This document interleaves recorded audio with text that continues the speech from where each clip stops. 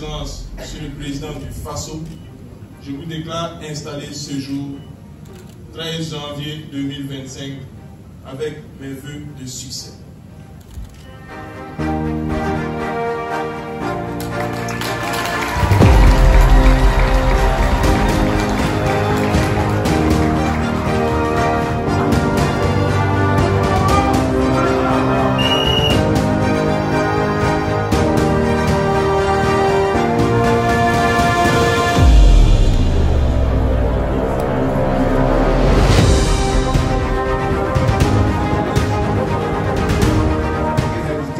Mesdames et messieurs, par décret numéro 2024-1568 par presse du 9 décembre 2024 portant nomination d'un président de la Commission nationale de la Confédération des États du Sahel, le président du FASO, chef de l'État, son Excellence le capitaine Ibrahim Traoré,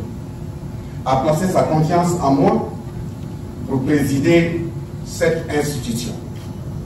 C'est avec une profonde humilité et un immense sentiment de responsabilité que je prends la parole en cette occasion solennelle, marquant mon installation en tant que président de la Commission nationale de la Confédération des États du Sahel. Mesdames et messieurs, à tous ceux qui sont sur les fronts de combat pour la liberté, la souveraineté, la justice et le progrès social véritable, recevez nos sincères encouragements et nos souhaits de prompt rétablissement pour les blessés. En mémoire à nos vaillantes forces de défense et de sécurité, des volontaires pour la défense de la patrie, des fils et filles de la Confédération des États du Sahel, d'Afrique et partout ailleurs, ayant perdu la vie suite aux actions macabres des terroristes, je vous prie d'observer une minute de silence. Merci.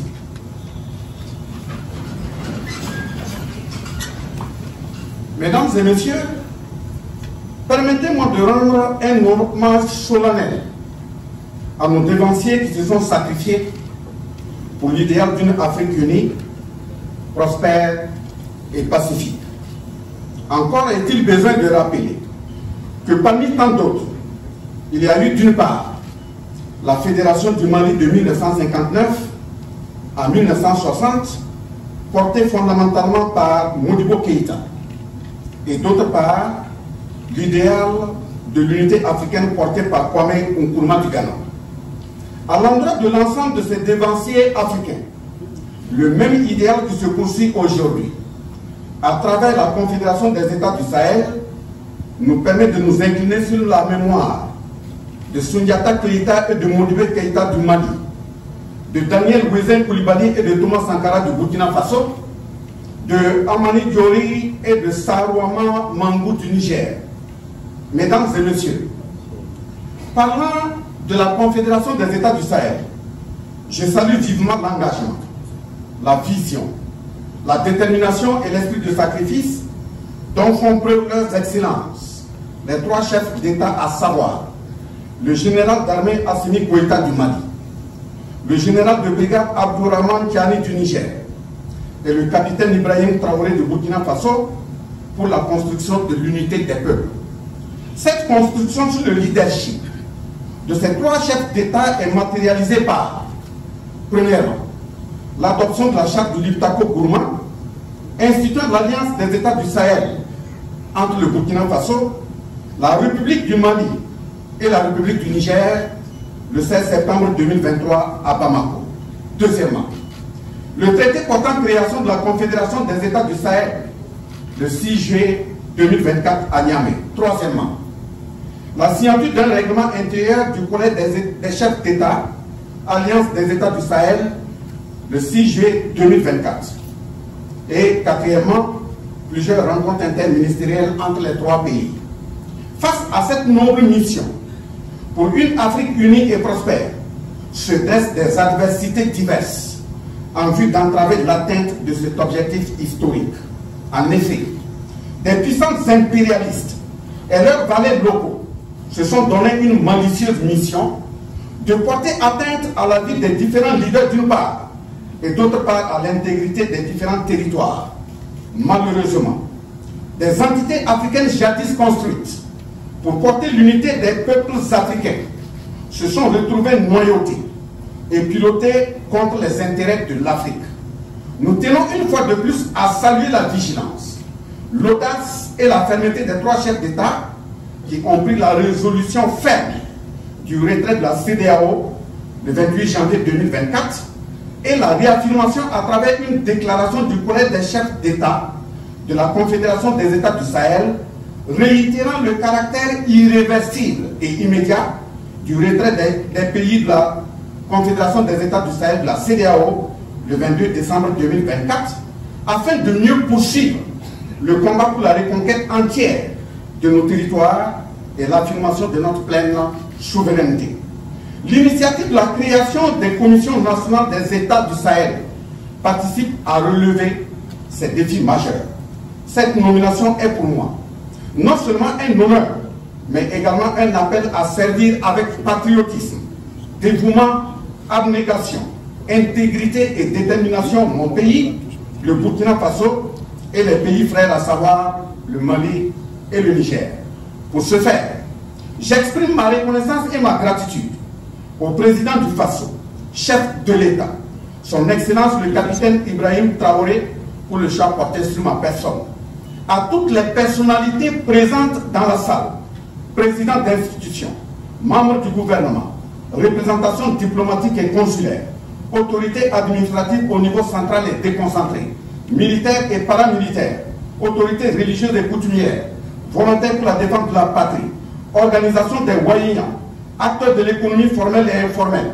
délégations des pays frères du Mali, du Niger et d'ailleurs, recevez mes salutations fraternelles et ma profonde considération. Dans le même état,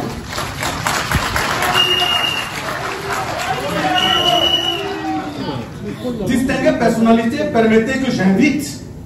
de façon humble mais solennelle les différentes délégations des pays frères du Niger et du Mali de se tenir debout et inviter la salle à les ovationner. Il en est de même pour les différents responsables des organisations de la société civile, des syndicats, des organisations d'étudiants et d'élèves, des structures de femmes, de paysans, en somme les masses laborieuses. Pour l'intérêt collectif de nos nations, cette commission qui se veut un pilier de la CES incarne une vision d'unité, de progrès et d'intégration conformément aux principes du traité de la Confédération. Mesdames et messieurs, la création de cette commission intervient dans un contexte marqué par des défis multidimensionnels communs aux trois pays de la Confédération, à savoir les enjeux sécuritaires et migratoires qui nécessitent une approche globale et solidaire, les pressions économiques et sociales qui appellent des réponses innovantes et inclusives, les changements climatiques qui exigent des actions communes et concertées. Face à ces défis, nous avons agi conformément aux missions édictées par le décret numéro 2024-1329 par presse, par PM, par MDAP, par MEF, par MACRB du 6 novembre 2024 portant création de la Commission nationale des États du Sahel à son article 3 qui stipule ce qui suit: de suivre la mise en œuvre des décisions du collège des chefs d'État et des sessions confédérales des conseils de ministres, de préparer les réunions du collège des chefs d'État, les sessions confédérales des conseils de ministres et les réunions des hauts fonctionnaires préparatoires des instances de la Confédération des États du Sahel, d'établir au niveau national le programme annuel d'activité et de suivre et coordonner son exécution, de conduire des réflexions prospectives sur l'évolution de la Confédération des États du Sahel, de proposer des mesures et actions à entreprendre en vue de la consolidation de la Confédération des États du Sahel, de contribuer à l'élaboration de la stratégie de communication en collaboration avec les structures nationales et confédérales compétentes et de suivre sa mise en œuvre au Burkina Faso, de promouvoir la sensibilisation des populations sur les objectifs de la Confédération des États du Sahel, d'examiner tout autre dossier à elle confié.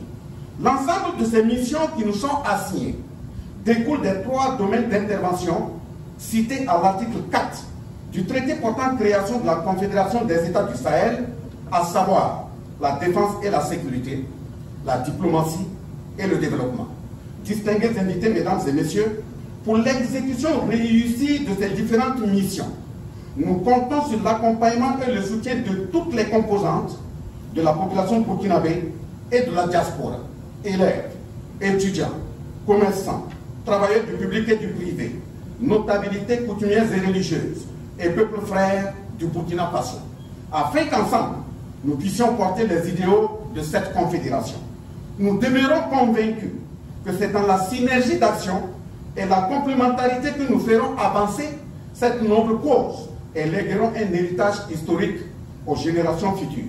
Avant de terminer mon propos,